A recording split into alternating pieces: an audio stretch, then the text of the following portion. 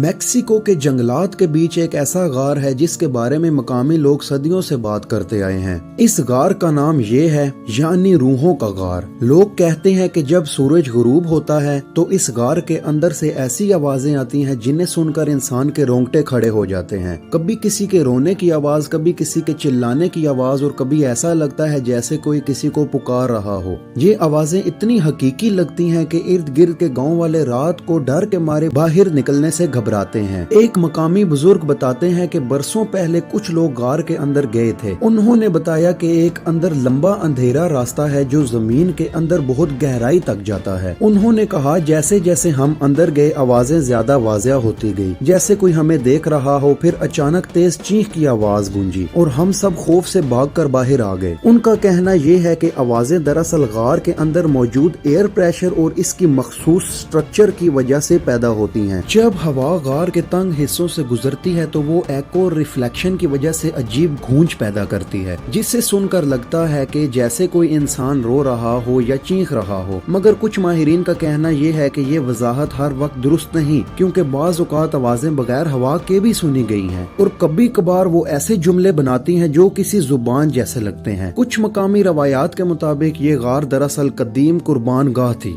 जहाँ हजारों साल पहले इंसानों का कत्लेआम किया जाता था और इनकी रूहें आज भी वहाँ भटक रही हैं। रात के वक्त अगर कोई इस गार के करीब जाए तो हवा के साथ वही सरगोशियां सुनाई देती हैं, जैसे कोई अब भी वहाँ बोल रहा हो और मदद या रहम की भीख मांग रहा हो या शायद खबरदार कर रहा हो। कुछ कहते हैं कि ये सिर्फ वहम है, मगर जो वहाँ गया वो कभी पहले जैसा वापस नहीं लौटा। मैक्सिको का वो गार जो आज भी हर रात कुछ न कुछ कहता है। सवाल ये है कि क्या आप सुनने की हिम्मत रखते हैं? कमेंट सेक्शन में जरूर बताइएगा।